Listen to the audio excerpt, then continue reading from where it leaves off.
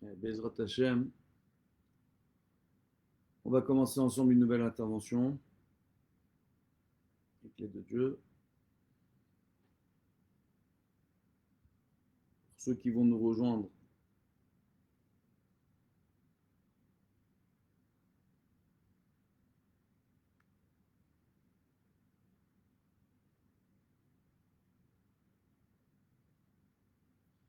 n'hésitez pas à partager avec vos amis la vidéo. Voilà. Alors,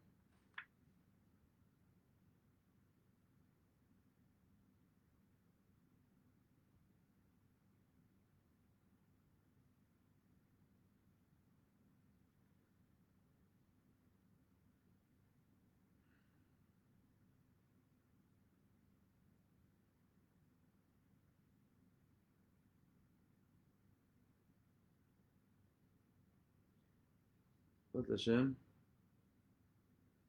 jusqu'à quelques instants, on va commencer l'intervention.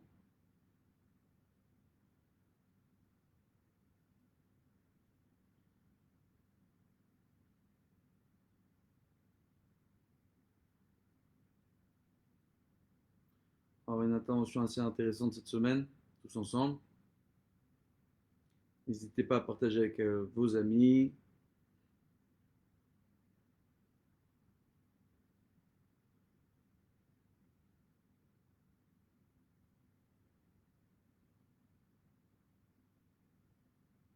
Voilà. Donc on va avoir quelque chose de très intéressant. Encore un rapport entre la science et la Torah. Est-ce que nous sommes réellement ce que nous mangeons? C'est intéressant. D'accord? Il faut savoir que on va faire d'abord un parallèle avec quelques différentes données scientifiques. Par rapport à ça, on va voir un peu ce qui se passe par rapport à la Torah, par rapport aux lois de la Torah, ce qui a été prévu dans la Torah, Baruch Hashem, par rapport à ces différentes découvertes qui ont été faites par la science il n'y a pas si longtemps que ça. D'accord? Bezrat Hashem. Donc on va voir, premièrement, en 1999, il y a le professeur Michael Gershon, donc Michael Gershon, d'accord, qui est neurogastro-entérologue, tout simplement, à l'Université de Columbia, qui qualifie pour la première fois l'intestin de deuxième cerveau. Il commence à initier les gens à des travaux pionniers qui mettent la lumière et l'importance, tout simplement, de l'axe intestin-cerveau. On va mieux expliquer de quoi on est en train de parler. On voit tout simplement qu'au niveau neuronal, on a des neurones, donc un système nerveux connu au niveau du cerveau, mais des neurones, il y en a un peu partout dans le corps. Mais ce qui est très intéressant, c'est que là où la concentration de neurones est la plus importante après le cerveau, dans le corps, c'est au niveau du système digestif et plus particulièrement au niveau des intestins. D'accord? Les intestins, en général, c'est un organe, quand on arrive à l'âge adulte, qui fait 8 mètres de long et qui compte apparemment des centaines de millions de neurones. D'accord? Certains scientifiques parlent dans le système digestif que pour les intestins de 200 millions de neurones. D'accord? Et d'autres scientifiques nous parleraient de voir, chez certaines personnes, jusqu'à 500 millions de neurones pour arriver à comprendre. D'accord? De quoi on est en train de parler. Et on voit tout simplement que ce système-là, donc ce système nerveux, on l'appelle le système nerveux entérique. Entérique, c'est tout ce qui est en rapport avec les intestins, tout simplement. Et ce qui est très très très intéressant, ce que je trouve moi très intéressant, avec l'aide de Dieu, c'est de constater à quel point, tout simplement, le système digestif, le système intestinal est lié intimement avec notre façon de réfléchir et de fonctionner. Alors, contrairement à ce que beaucoup de gens pensent, d'accord, c'est très souvent on se dit quand j'ai des problèmes de digestion, c'est à cause de ma façon de penser, à cause de ma façon d'être, ce qui est vrai. Mais parfois, on a des problèmes de digestion qui vont influencer tout simplement notre façon de réfléchir, notre façon d'être. De là, on comprend mieux tout simplement, d'accord, que la Torah nous impose une certaine alimentation. Certains aliments, comment consommer ces aliments, d'accord, comme on l'a vu dans la paracha, dans les différentes parachiotes, Baruch Hashem, durant l'actualité, On a vu les allusions faites au Corona dans la Torah, dans les commentaires de Onkelos, dans les commentaires de Rashi, d'accord, ou encore dans Michelet. Et on voit tout simplement là-bas, on nous explique que l'alimentation dans la Torah, d'accord, c'est un point important, c'est une norme d'hygiène qui va nous préserver de nombreuses maladies, mais aussi de certaines façons de fonctionner, de réfléchir. Quand on voit que dans la Torah, on nous interdit de manger des animaux prédateurs, d'accord, on le voit simplement au niveau des oiseaux. Donc, il n'y a pas de signe de cache-route clair, d'accord, concernant les oiseaux et la volaille qu'on peut manger. C'est pas clair. D'accord. Pour les poissons, on sait qu'ils doivent avoir des nageoires et des écailles. D'accord. Et que les écailles doivent partir facilement. Il faut savoir que certains poissons, ils ont des nageoires, ils ont des écailles, mais les écailles, elles partent pas. Pour faire partir les écailles, il faut prendre un couteau et racler. Ces poissons-là, alpi à la fin, ils sont pas cachers. Comme on voit dans les lois de la cache-route. D'accord. Il faut que les écailles puissent partir facilement. D'accord. Tout simplement. Mais ce qui est intéressant, donc on voit pour les poissons, on voit pour les animaux, d'accord, il faut qu'ils soient ruminants avec des sabots fendus. D'accord. On comprend mieux. Ruminants, ils ne sont pas carnivores. D'accord. Il faut qu'ils aient des sabots fendus parce que ces deux signes-là nous expliquent le système digestif et la façon dont cet animal va se nourrir. Donc on se nourrit nous-mêmes au niveau de la cache-route d'animaux qui ont une certaine façon de se nourrir. Parce que dans la façon de se nourrir d'un être vivant, il va avoir une façon de réagir, une façon de réfléchir. Et on le voit très bien, que quand on nous parle des 200 millions de neurones du tube digestif, comme le fait le professeur Michael Gershon en 1999 aux États-Unis, qui le dévoile au grand public, on voit tout simplement que ces neurones-là qui tapissent le tube digestif, d'accord, et qui sont les mêmes neurones, c'est exactement le même type de neurones que l'on retrouve au niveau du cerveau humain. Donc c'est un véritable système nerveux autonome qu'on a dans le système intestinal, dans le système digestif. Et de ce fait, on voit tout simplement qu'à partir de ce moment-là, il y a, au-delà du fait de penser que c'est simplement un système nerveux entérique, c'est-à-dire ce qui va permettre tout simplement, ces neurones vont permettre à l'intestin de réagir, de se contracter, de se détendre pour laisser la nourriture rentrer et être digérée dans le système intestinal, d'accord, et dans le système tout simplement de digestion. On voit tout simplement au-delà de cela, ils vont envoyer ces neurones-là des messages à notre cerveau.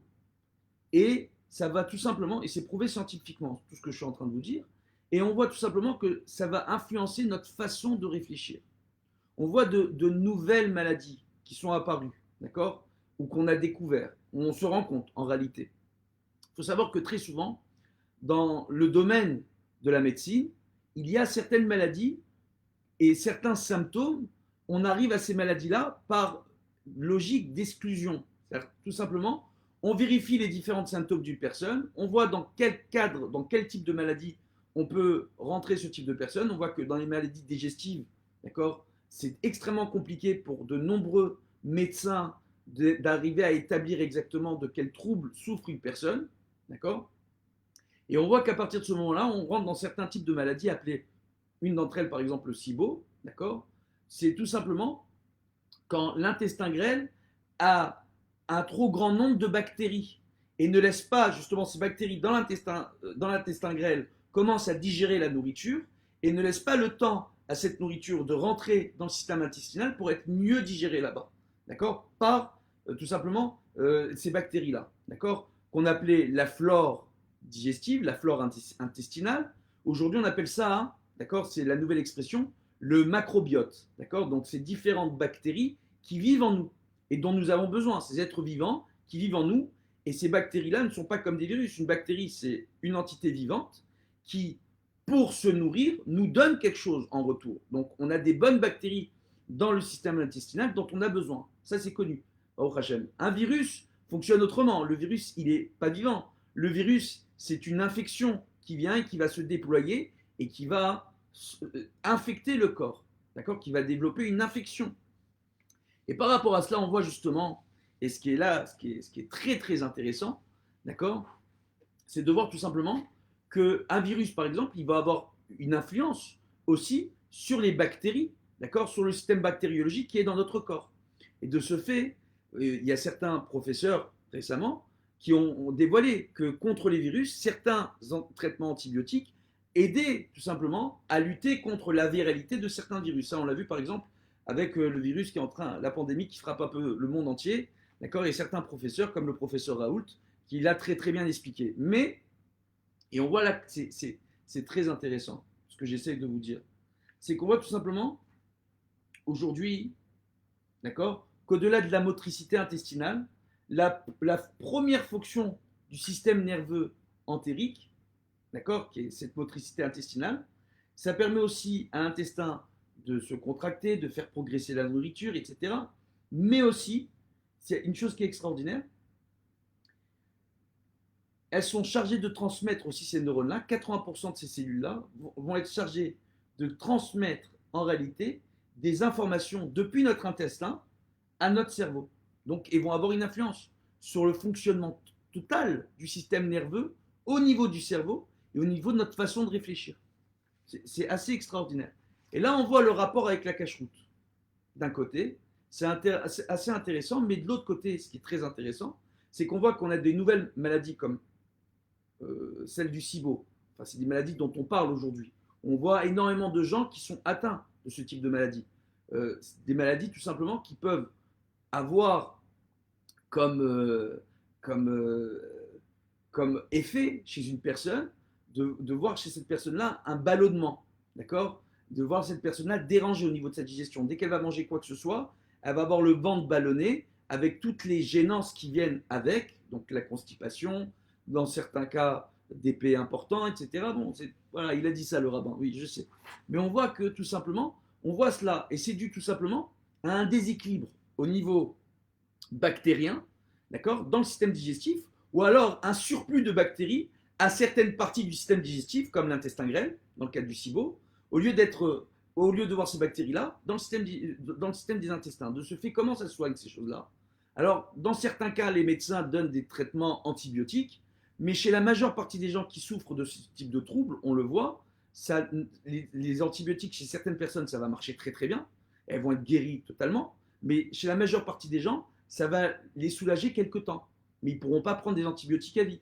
Donc après, ces personnes-là vont devoir adopter un nouveau régime alimentaire, parce qu'avec ces nouveaux troubles de la digestion, d'accord, qu'on est en train de découvrir aujourd'hui, on voit tout simplement qu'avec ces nouveaux troubles de la digestion, il y a des choses, on voit chez les gens de plus en plus de personnes qui développent des allergies alimentaires. Mais ces allergies alimentaires ne sont pas dues uniquement à ces troubles-là. L'origine de ces troubles aussi, c'est une mauvaise alimentation. C'est aussi le système dont on a industrialisé aujourd'hui, l'industrie de l'agroalimentaire, où on a énormément de produits chimiques, énormément d'antibiotiques, énormément de pesticides parfois dans les fruits, dans les légumes, etc. Ça a une influence sur notre système digestif et on le voit aujourd'hui, ça développe de nouvelles maladies, entre guillemets. Chez les gens, on voit de plus en plus de gens qui sont touchés par ce type de maladie et ce type de troubles. D'accord? Il y a certaines maladies, certains troubles alimentaires qui vont toucher jusqu'à 20% de la population mondiale et il n'y a pas de symptômes. Dans un premier temps, on ne voit pas de symptômes, d'accord, comme que Dieu nous en préserve, d'accord, des troubles au niveau de la vésicule biliaire. Il y a énormément de troubles au niveau de la vésicule biliaire, énormément de maladies. Et dans un premier temps, on ne voit pas ces maladies-là, elles n'ont pas de symptômes. Et ça se développe avec le temps et avec les années, dans le cadre de la vésicule biliaire. Maintenant, ce qui est très intéressant, c'est qu'on voit premièrement que donc il y a un rapport entre ma façon de réfléchir et mon système digestif, mais aussi entre mon système digestif et ma façon de réfléchir. De ce fait, ce que je mange va avoir une influence sur mon système digestif, et ce système digestif va avoir une influence sur mon système nerveux et sur mon système neuronal, sur les neurones au niveau du système digestif, mais aussi les neurones au niveau du système du cerveau, sur ma façon de réfléchir. On voit qu'une personne qui a des troubles de digestion, qui va avoir du mal, qui va souffrir de constipation, ou qui va souffrir d'aérophagie, ou autre, va commencer à être déprimé, va avoir des problèmes. Tout simplement, une déprime qui va être due à son manque de capacité de pouvoir sociabiliser. Et essayer de comprendre quelqu'un qui a un stade d'aérophagie en permanence, quel que soit l'aliment qu'il va manger pour des raisons de troubles alimentaires ou d'allergies alimentaires, d'accord? Essayez d'imaginer cette personne, comment elle va être sur son lieu de travail, comment elle peut être dans son intimité, comment elle peut être dans son foyer. Qu'est-ce qui se passe pour ce genre de personne? D'accord? Et ce qui est très très intéressant, d'accord, et troublant à la fois, c'est qu'on voit tout simplement aujourd'hui qu'il y a différentes analyses, qu'on va voir tout simplement, d'accord, des médecins qui s'occupent de ce type de troubles, d'accord, tout simplement, donc des gastro-entérologues, eh ben, ils vont très souvent nous faire souffler dans des appareils très particuliers pour voir la quantité de gaz qu'on a dans l'air qu'on est en train de souffler. Donc l'air qu'on est en train de souffler est porteur de gaz, est porteur de bactéries, est porteur de virus. Cet air-là, d'accord, c'est intéressant, c'est très intéressant ce point-là, parce qu'on va le voir ensuite, on en parle dans la Gemara en détail. Maintenant, ce qui est très intéressant aussi, c'est qu'on va justement, on essaye de voir si les personnes vont dégager, quel type de gaz se dégage d'elles, du méthane, du propane ou autre. Et en fonction du gaz, on sait que la personne dans ce système digestif va avoir une tendance plutôt à développer des problèmes de constipation ou autre, d'accord, ou l'inverse. Mais c'est là que ça devient intéressant. On voit donc que lorsque on mange, ce que l'on mange va avoir une influence sur le système intestinal. Le système intestinal va avoir une influence sur notre façon de réfléchir. Je sais que je reviens beaucoup là-dessus, mais et de l'autre côté, dans ma façon de réfléchir, ça va avoir aussi une influence sur ma façon de digérer. Donc c'est l'un dans l'autre, c'est impliqué, il y a un axe qui se crée entre le système nerveux, d'accord, dans les intestins et le système nerveux dans le cerveau qui imbriquent l'un avec l'autre. On comprend mieux alors quand Dieu a donné la Torah, qui nous est donnée, d'accord, parmi les choses qui dérangent le plus la majeure partie des Juifs dans ce monde, d'accord, pour ceux qui veulent pratiquer, une des choses qui les dérange, c'est ces lois de cache-route. Ça dérange énormément de personnes. Quand une personne veut se repentir et devenir plus pratiquante dans son judaïsme, quand on commence à lui dire tout simplement qu'elle doit faire attention à sa façon de se nourrir, à sa façon de cuire les aliments, c'est pas uniquement les aliments eux-mêmes qui doivent être cachers, c'est la façon de préparer cette nourriture, la façon aussi de nettoyer cette nourriture, cette même nourriture qui est cachère. Donc certains aliments seront autorisés, d'autres aliments seront interdits, d'accord. Donc on rappellera que tous les aliments qui sont en rapport avec les rapaces, avec les prédateurs, etc., on ne consomme pas. Pourquoi? Parce qu'on estime que l'esprit, que la façon de fonctionner de ces animaux-là va avoir une mauvaise influence sur notre façon, même à nous-mêmes, de réfléchir et sur notre système digestif. Et ça, c'est assez extraordinaire, parce qu'on voit dans la Gemara, dans Baba Metzia, il est rapporté une chose qui est assez intéressante, d'accord. Là-bas, Davkouf Zayin Amoudbet, d'accord, il est rapporté au nom de Rav en rapport avec l'Aïnara. Regardez d'où on commence. Hein. On commence avec l'Aïnara. Alors, dans la paracha de la semaine Bamidbar, on fait référence à l'Aïnara, d'accord. Mais ce qui est extraordinaire, c'est qu'il arrive, il nous dit, il nous nomme un verset dans Dvarim, d'accord, dans les livres de Dvarim, Perek Zayin, Pasuk Tedvav, Veisir Hashem Mcha Kol Choli, d'accord. Et Dieu retirera de toi toute maladie, maladie au singulier, d'accord. Il est rapporté là-bas que c'est assez intéressant. Que, pourquoi on parle de maladie au singulier? Parce que chaque maladie est envoyée en temps et en heure. Et quand on parle de maladie, on parle aussi bien de maladies qui sont dues à une origine bactériologique qu'à une maladie qui est due à une origine virale. D'accord. On parle de ces deux types de maladies-là. Et que chaque maladie, elle est envoyée en son temps. Ve'avar Rav, d'accord. Et Rav, il vient, il nous dit ici, on dit Aïn, on parle du Aïnara en réalité. Qu'un homme, quand il vient, il regarde son travers, il va tout simplement désirer ce qu'a l'autre, tout simplement, d'accord, et avoir de l'envie l'un vis-à-vis de l'autre. Cet Aïnara-là va susciter des maladies. Mais attendez, on part de très loin dans cette mara, on va rejoindre tout ce qui a été dit avant. Juste un peu de patience. Et Rav, il vient, il nous dit la chose suivante, d'accord, que l'État amé, selon sa propre étude, selon sa chita, d'accord, des Rav, Salik l'évécuvré. Donc il est allé dans un cimetière, d'accord. Et là-bas dans ce cimetière, d'accord, va avad maïda avad. Il a fait ce qu'il a fait. C'est-à-dire qu'est-ce qu'il a fait exactement, d'accord. Il est allé dans le cimetière et il a commencé tout simplement ce Rav là, ce fameux Rav qui est un grand maître. Hein, c'était celui qui était à la tête des Juifs qui étaient en exil en Babylonie. Rav, d'accord. Et moi, tout simplement, il vient, il dit que sur les tombes, il s'est arrêté sur chaque tombe, il a chuchoté à chaque tombe, d'accord, pour expliquer à chaque défunt quelle était l'origine de son décès, pour quelle raison cette personne-là était décédée. Au-delà de la raison médicale, de la raison vitale pour laquelle cette personne a tout simplement vu son corps cesser de fonctionner et partir de ce monde, il a aussi expliqué les raisons dans le ciel, pour quelles raisons chaque personne est partie de ce monde. Et il a dit ainsi, d'accord, que sur 100 personnes qui étaient enterrées dans ce cimetière, Tishim Betesha, 99 de ces personnes, avaient été enterrées ici à cause de l'Aïnara. D'accord? Et une seule uniquement était morte de façon naturelle, d'accord? Alors que certaines personnes étaient mortes de façon naturelle aux yeux de tous, d'accord? Mais il dit qu'il n'y avait qu'une seule personne qui était morte en réalité de vieillesse de façon naturelle, d'accord? Sur 100 personnes enterrées dans ce cimetière. C'est extraordinaire ce qu'il rapporte.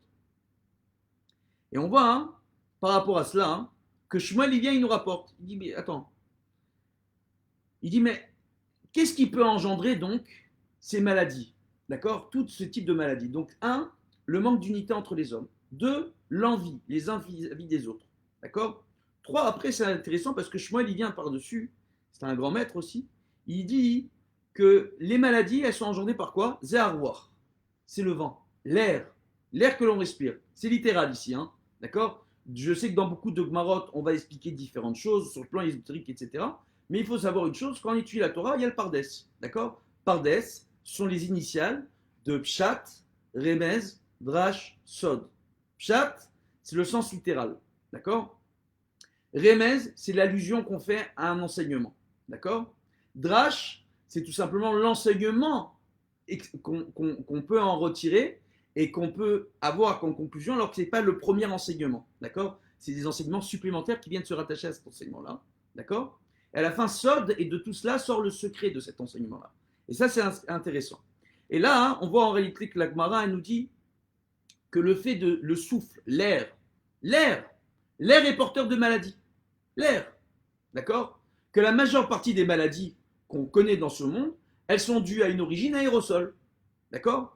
Et de quelle source, en réalité, ces maladies viennent? Et là, c'est intéressant, on nous dit Neshiva Tarouach ala Adam. D'accord? Le fait de souffler sur une autre personne, on peut transmettre une maladie. La Gemara vient et nous explique ça. Il y a de ça plus de 2000 ans en arrière. Mais on voit, et selon la Chita de Shmuel, d'accord? Shmuel est Tahamé, donc selon sa façon de penser, son école de pensée à Shmuel, Dahamar Shmuel, donc quand il dit que Shmuel dit Akol, donc quand il dit Akol, c'est quoi? Kol acholaim, d'accord? Asher samti b'Israël, la simalech, d'accord? Donc toutes les maladies que j'ai mis en Égypte, toutes les plaies que j'ai envoyées sur les Égyptiens, je ne te les enverrai pas sur toi. Mais il dit en réalité ici, c'est assez intéressant. Il dit toute maladie qui entraîne la mort d'un homme, d'accord, viennent en réalité bérouar. Elles viennent du vent, la majeure partie des maladies, à l'époque de l'Agmara. D'accord? Pourquoi? Parce que le fait que le vent souffle, parce que le fait qu'un homme, quand il va respirer et quand il va expirer, il y a de l'air qui va sortir de lui, d'accord? Tout simplement, ce vent-là peut être masique. Pour quelle raison? Alors ça c'est intéressant parce que les commentateurs nous disent, à cause de l'alimentation d'une personne, elle peut développer certains types de maladies qui n'ont pas forcément touché cette personne elle-même, qui peuvent la déranger sur le plan digestif, d'accord? Ou sur le plan de son fonctionnement physique, mais sans avoir forcément de symptômes graves. Mais ces mêmes maladies, ces mêmes bactéries ou même ces virus-là, d'accord, peuvent se transmettre à travers la parole, à travers le vent, à travers l'air, tout simplement. Comprenez? Donc ça, c'est assez intéressant. À travers les aérosols, tout simplement, à travers les microcellules de salive qui sortent de notre bouche lorsque l'on parle. Et ça, c'est quelque chose de connu. On voit des articles récents où certains scientifiques disent qu'attention, le virus peut se transmettre par la parole. Mais ici, on vous le dit dans la Gemara, tous les virus, d'accord, quand c'est viral, ça se transmet aussi par la parole, pas uniquement par le toucher. D'accord? Après, il y a certains virus qui vont être beaucoup plus virales, d'accord, que d'autres, qui vont être beaucoup plus contagieux que d'autres. D'accord? De ce fait, donc, par la parole, avec toutes ces microcellules de salive, ils vont tout simplement toucher beaucoup plus de personnes que d'autres maladies. On le voit par exemple avec le Covid-19. D'accord? Comme ça a été expliqué. Mais ici, ce qui est intéressant, c'est quoi? C'est que quand on va continuer un petit peu l'agma un petit peu plus loin, D'accord?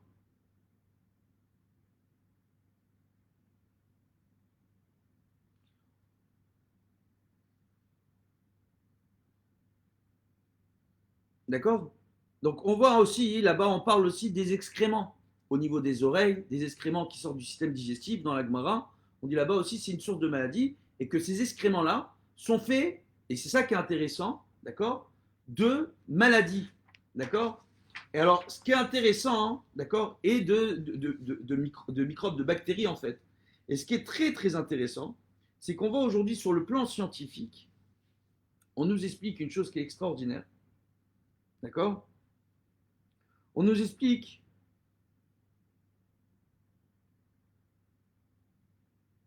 justement que les excréments aujourd'hui, bah, ils sont composés essentiellement de bactéries qui se trouvent dans le système intestinal. D'accord? Donc on se débarrasse des bactéries qui ne sont pas bonnes. D'accord? Ou de la nourriture qui fermente. D'accord? Et qui crée ces bactéries dont le corps n'a pas besoin. Mais, et là, ce qui est assez intéressant, justement,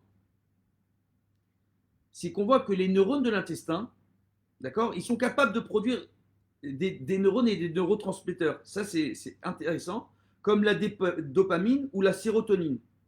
D'accord? Ça, c'est extraordinaire. Et on voit que ces neurones-là, hein, d'accord, ils vont tout simplement être sécrétés dans notre système digestif. Et on sait très bien que la sérotonine ou la dopamine vont avoir une influence sur nos humeurs. D'accord? Et donc, plus on fera attention à notre alimentation et mieux on mangera équilibré, et plus simplement nos humeurs seront préservées. D'accord? Moins on mangera bien, plus on sera gourmand.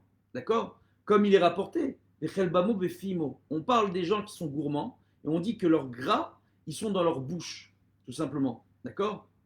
Le Ben Ishraï l'explique très très bien. Il fait allusion à cela, c'est un verset dans les Tehillim, où on nous dit tout simplement qu'une personne qui ferait preuve d'orgueil, cette personne-là a tendance à trop se nourrir, à trop manger, à ne pas faire attention. Un des signes d'humilité, on dit comment choisir par exemple un maître, un rave, il faut regarder comment il mange en public, combien il mange, etc. Par exemple, d'accord? Mais on voit tout simplement que dans notre alimentation, il y a une influence et sur notre façon de nous alimenter. La majeure partie des gens aujourd'hui mangent beaucoup trop. Dans nos repas, on mange beaucoup trop. Beaucoup trop.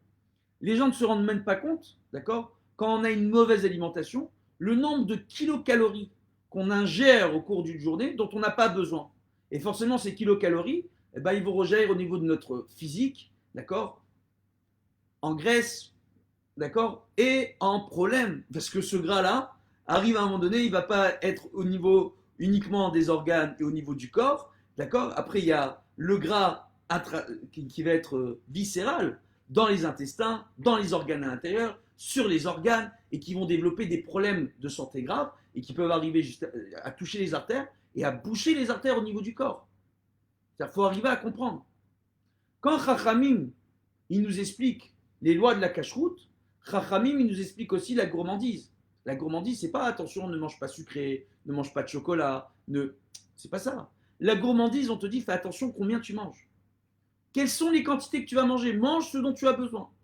Maintenant, là, et c'est ça qui est intéressant, c'est qu'on voit ici, donc Rabbi Yossi, lui, il nous fait le rapport entre les excréments au niveau des oreilles, au niveau des trucs, il nous explique que c'est des bactéries, d'accord? Mais, et ce qui est intéressant, d'accord, c'est qu'on voit que quand une personne mange bien, ça va être facile pour elle de se débarrasser de ces bactéries, d'aller aux toilettes, par exemple. Ça va être plus facile pour elle, d'accord? Donc il faut faire attention à la quantité que l'on mange, d'accord? On dit chacham, rocho, enav rocho. Donc on voit le chacham, il a ses yeux dans sa tête, pas dans son ventre. Au moins il mange, il faut faire attention à la quantité qu'il mange. Maintenant, ce qui est assez intéressant, c'est que Rabbi Elazar, lui, il dit kol choli, toutes les maladies, au singulier, d'accord? Kol choli, c'est toute la maladie, d'accord? Zomara, il nous explique que c'est la vésicule biliaire. Alors c'est assez intéressant. Là-bas dans l'Agba, on nous explique que pourquoi hein, tout simplement, l'amara, c'est un organe que nos maîtres avaient l'habitude d'appeler machala, la maladie. D'accord? Que le terme maladie, l'origine, c'est la vésicule biliaire.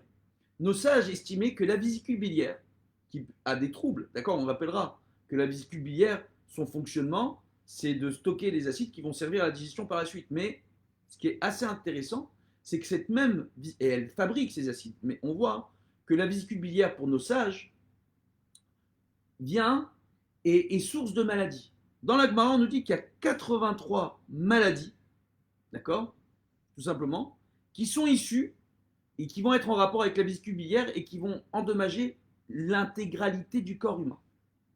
C'est assez intéressant, d'accord? Raison pour laquelle une personne, lorsqu'elle commence sa journée, elle doit commencer sa journée tout simplement en prenant un certain temps, ne pas manger tout de suite et prenant le temps le matin d'avoir un bon repas.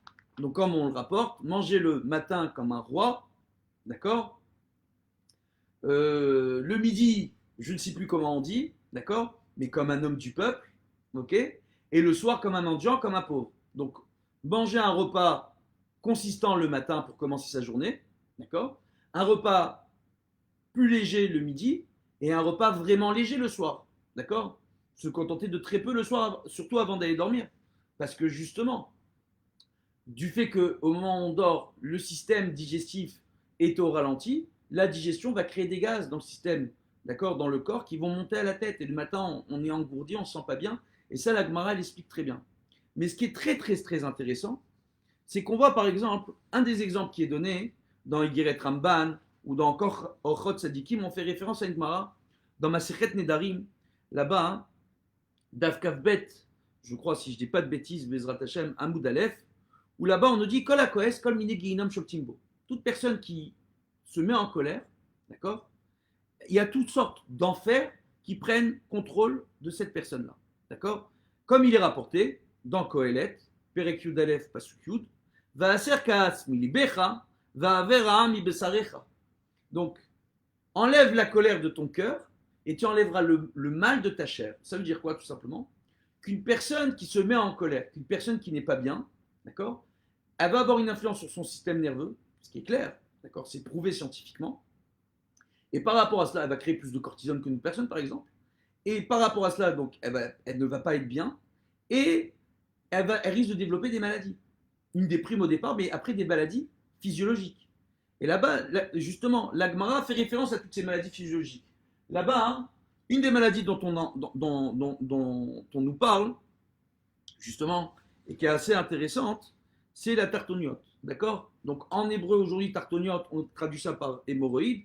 C'est pas du tout ça à l'époque de la Gemara. On parle en réalité d'une maladie qui était assez grave.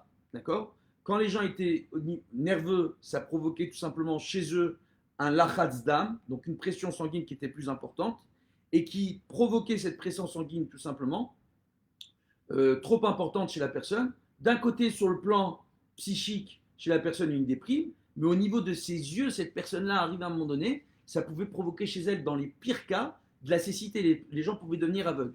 D'accord? Et à la base, c'est tout simplement des gens qui sont énervés, qui sont en colère, etc. C'est ce qu'on nous parle à l'époque de la Gemara.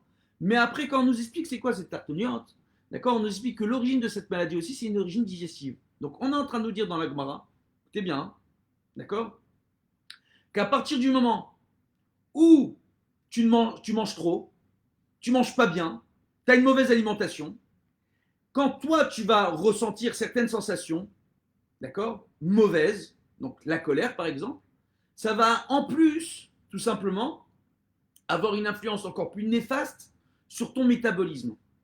Vous arrivez à comprendre? Essayez de mieux comprendre. La majeure partie des gens, lorsqu'ils utilisent cette Gemara, ils disent attends, ta façon de réfléchir, ça va entraîner tout simplement une maladie. La Gemara, c'est pas ce qu'elle est en train de dire.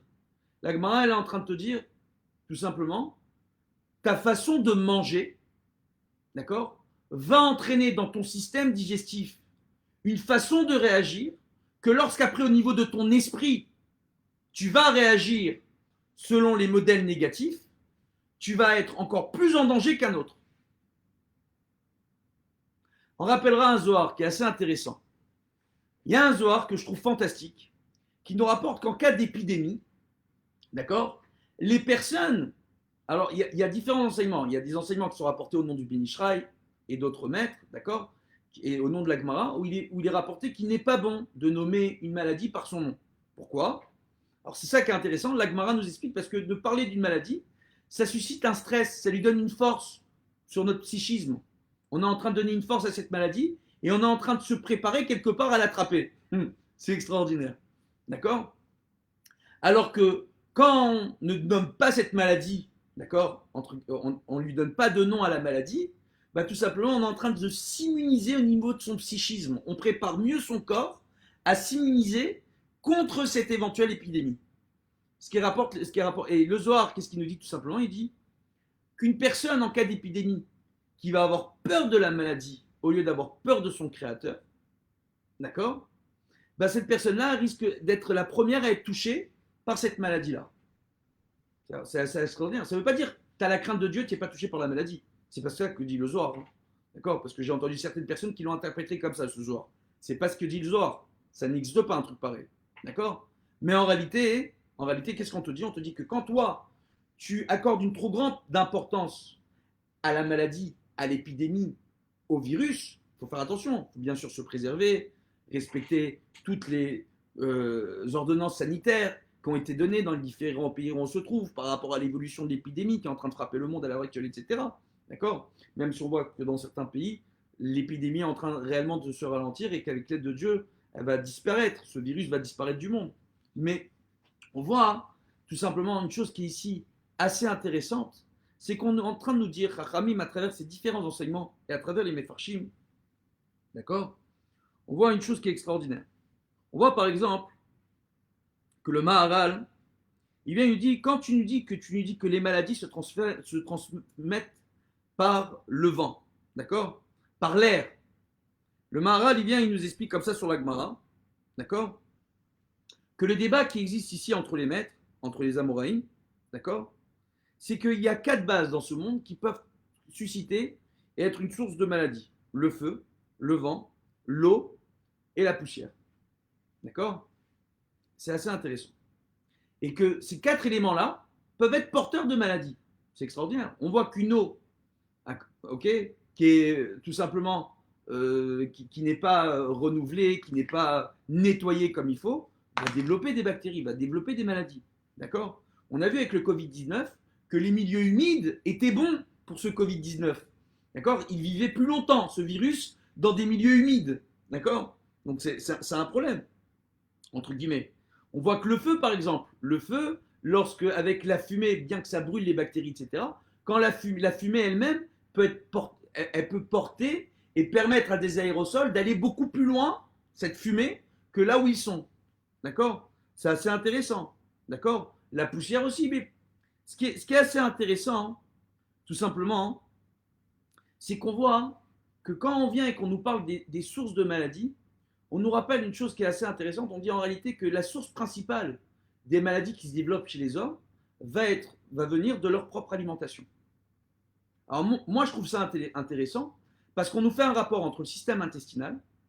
La science aujourd'hui nous prouve qu'il y a un système neuronal, d'accord, donc il y a un système nerveux complexe qui crée au niveau du système intestinal des neurohormones qui devraient être générées normalement par le cerveau, par l'hypophyse. Il y a tout un système neuronal et on voit que l'intestin, il peut être indépendant et que lui-même peut générer ces neurohormones. Et qu'on voit justement que parmi les commandements de la Torah, une chose que beaucoup de peuples n'ont pas compris pendant longtemps, c'est que dans le judaïsme, on vous dit faites attention à ce que vous mangez. Mieux que ça, nos maîtres nous disent fais attention, tu es ce que tu manges. Ce que tu vas manger, ça va avoir une influence sur toi. Tu manges un animal prédateur, tu vas avoir la façon de se comporter de cet animal qui peut se développer chez toi. Ne mange pas un animal prédateur. Ne mange pas un rapace. Ne mange pas. On voit dans les oiseaux les différents signes qu'on donne. C'est quoi? D'accord? On nous dit que l'oiseau, il doit faire attention. Sa forme de patte, sa façon de marcher, sa façon de sauter, pour être sûr que ce ne soit pas un rapace. D'accord? Mais ce qu'il y a d'extraordinaire, c'est qu'il n'y a pas de signe clair. Après, les oiseaux qu'on a pour coutume de consommer ou non, c'est un enseignement oral, de maître en élève. Mais ce qui est, moi, je trouve extraordinaire, c'est qu'on nous dit tout simplement, tu es ce que tu manges. Donc, si tu es ce que tu manges, fais attention à ce que tu manges. Et si tu es ce que tu manges, fais attention à combien tu manges. Parce que quand Chachamim, nos sages de mémoire bénie, nous disent, faites attention, tout simplement, à votre façon de vous alimenter, mais à votre façon de consommer. Combien vous consommez et comment vous mangez et à quelle vitesse vous mangez. et le temps qu'il faut prendre quand on mange. C'est extraordinaire. Il y a un enseignement qui nous rapporte que de la même façon où il faut tourner dans sa langue 101 fois sa langue avant de parler à son prochain, avant de dire quoi que ce soit à quelqu'un, d'accord, de bien réfléchir à chaque parole qu'on va prononcer. Il faut aussi, lorsqu'on vient et qu'on va manger un aliment, prendre le temps de bien le mastiquer, bien le manger, entre guillemets, pour mieux assimiler les vitamines qui sont dans cet aliment. Quand on va boire de l'eau, faire attention de la boire lentement, l'eau. Donc dans votre façon de manger.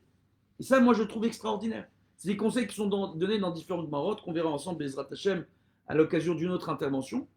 Mais moi, ce que je trouve ici assez fantastique, c'est d'arriver à mieux comprendre, tout simplement, que nos maîtres nous disent une mauvaise alimentation, un aliment interdit peut engendrer une maladie. D'accord? Ou un aliment qui est autorisé, mais qu'on va manger en trop grande quantité, peut engendrer une maladie. Cette maladie va se développer et l'air que tu vas souffler à travers ta bouche va peut-être te rendre toi malade, mais rendre les autres malades. Et ça, on nous en parle dans la Gemara. Ça, on nous en parle. Et les Mefarshim nous en parlent. Et aujourd'hui, on est en train de parler de virus et on est en train de réaliser.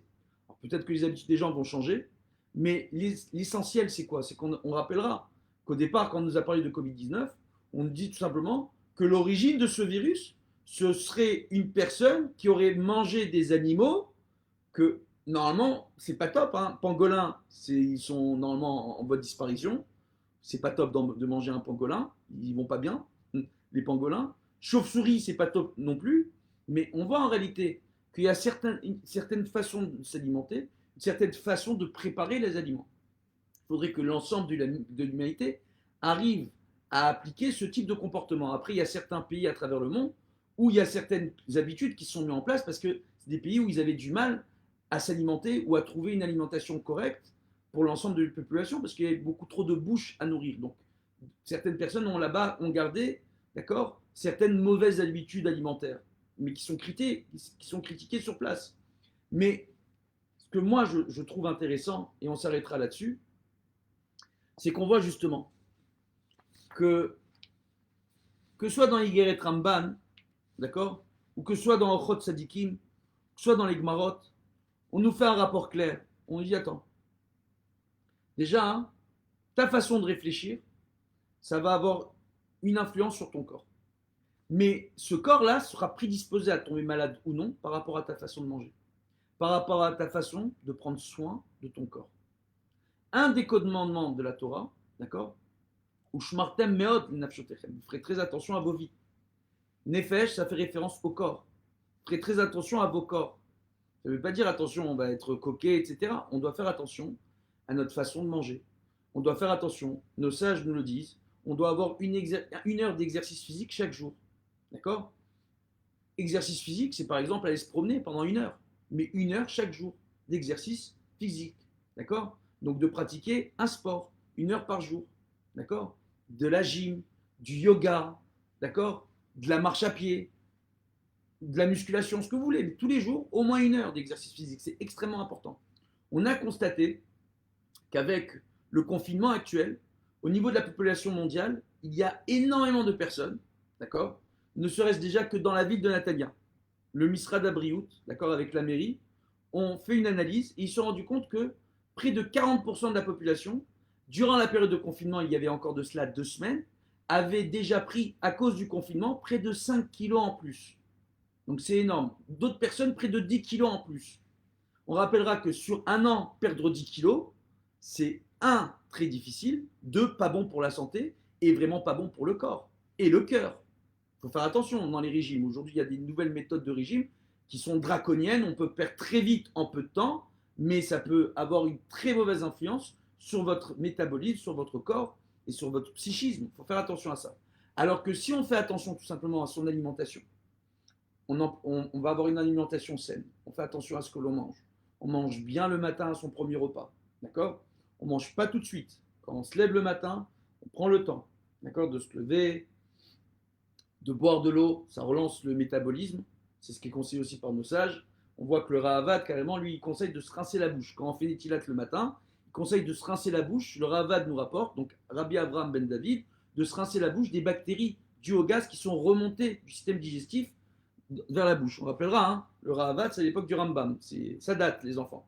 Donc on voit tout simplement, par rapport à cela, c'est ça qui est intéressant, donc de se rincer la bouche, etc. D'accord, et de prendre le temps, de ne pas manger tout de suite. C'est pas bon, de prendre le temps. D'accord. À la limite, le matin, d'accord, de prendre le temps. Donc on voit que nous, le matin, qu'est-ce qu'on fait, on se lève et on ne mange pas tout de suite. On fait les tilates, après on va faire la tfila. Une fois qu'on fait la tfila, on va manger. Maintenant, si avant la tfila, on a le temps, on peut faire un peu d'exercice physique, ou après la tfila, on va faire un peu de sport, c'est extraordinaire. Et après, on mange. Si on peut faire un peu de sport à jeun, c'est extraordinaire, parce que le sport à jeun permet aux organes dans le système digestif, d'accord, et à tout le système digestif de se remettre en place. Oh, et ça peut énormément aider, d'accord, à dans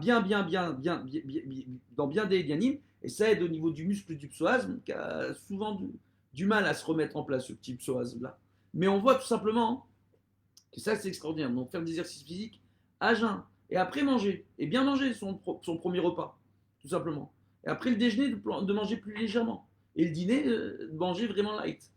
Et vous verrez que si vous faites ça, donc le matin, de faire attention, tel que nos sages nous le recommandent, tout simplement, d'accord, et de faire attention d'avoir un bon repas. On voit dans ma Sechet Baba Metzia, là-bas, Kouzaïn, à Moudbet, par la suite, ils nous font un rapport avec Pat Shacharit, le fait de manger un bon petit déjeuner et de manger du pain le matin. Alors, c'était le pain de l'époque, c'était pas les farines d'aujourd'hui, des farines où il y a énormément de produits chimiques aujourd'hui, qui développent beaucoup d'allergies au gluten pour beaucoup de personnes, ou d'autres problèmes, d'accord, d'autres intolérances alimentaires. Mais on voit en réalité de manger du pain, de bien manger le matin, d'accord. C'est intéressant, c'est important, et de faire attention à son alimentation, Bezrat Hashem. Et on voit que cela, ça va avoir une influence énorme sur votre façon de réfléchir et sur votre psychisme, et sur votre humeur. C'est énorme, ça change tout, ça change tout. Quand on se sent vide, on se sent déprimé, on n'est pas bien, et en plus on est confiné, d'accord. Et bien qu'est-ce qui se passe tout simplement? Ok. Il se passe tout simplement que on rentre dans le piège de plus vouloir faire d'exercice, où on fait moins d'exercice, d'accord, où on est dans le stress de la parnassa, tout simplement, donc on doit rentrer l'argent, etc., etc., et on ne prend pas le temps de bien s'occuper de soi, alors que si vous faites attention à votre santé, tout le reste après, et en faisant attention à cela, en suivant les quelques conseils, donc de faire attention à son alimentation, de manger plus léger, de faire attention aux quantités qu'on mange, etc., et de faire des exercices physiques tous les jours, donc du sport chaque jour, une petite heure, 45 minutes au minimum, Bezrat Hashem, c'est déjà énorme. C'est déjà énorme. Si vous faites ça, d'accord, chacun à votre niveau, vous allez voir au niveau de votre mental et au niveau de votre physique déjà une différence. Et si votre mental et votre physique fonctionnent mieux, votre système digestif fonctionne mieux aussi, Bezrat Hashem, vous allez voir que votre façon de réagir vis-à-vis de votre entourage et même d'apprécier, d'appréhender l'entourage, d'accord, et de réagir à l'entourage, ce sera beaucoup plus facile. Très souvent, moi, je m'occupe beaucoup de crises de couple, de problèmes de couple, de problèmes de famille, de problèmes comportementaux chez des enfants, chez des adolescents, chez des adultes, chez des couples, etc. Et très souvent, on voit dans certains cas, quand on leur fait changer leur hygiène de vie, selon le modèle de nos sages, d'accord, qui est recommandé aujourd'hui par de nombreux médecins, on voit, Baruch Hashem, une différence dans leur façon de fonctionner, dans leur façon, dans leur réflexologie, dans leur réflexion, dans leur façon de réfléchir, d'accord, et de réagir vis-à-vis de leur prochain. Bezrat Hashem, qu'on ait tous ce mérite de se préserver, de s'immuniser contre toutes sortes de maladies, d'accord, à travers le fait de mieux manger et à travers le fait de mieux réfléchir. Et mieux manger nous aide à mieux réfléchir. Et mieux réfléchir nous aide à mieux digérer. Et mieux digérer nous aide à mieux vivre. Et ainsi de suite. Donc c'est imbriqué, c'est des mondes en mondes. C'est Ishtabar Shemolad, raison pour laquelle au niveau de la Kabbalah, on fait référence dans le corps humain, d'accord, on dit que chaque partie du corps humain fait partie d'une des 10 sphères de la Kabbalah. D'accord, ça fait référence à une des 10 sphères de la Kabbalah. Parce que c'est différents mondes qui s'imbriquent les uns dans les autres. Et on voit que c'est des mondes qui sont et indépendants et dépendants les uns des autres. Quand on voit l'intestin et le cerveau, et c'est indépendant au niveau neuronal, à un certain niveau, et c'est dépendant l'un de l'autre. Il y a un axe qui se crée entre les deux. Donc ils sont imbriqués l'un dans l'autre, entre guillemets, dans leur façon de réagir et dans leur façon d'influencer notre façon de réfléchir et notre façon d'être, tout simplement. Donc je vous souhaite une bonne santé à tous, de bonnes nouvelles, bracha ve'atzlacha, et si vous avez apprécié cette intervention, n'hésitez pas à la partager. À bientôt. Kol Tov.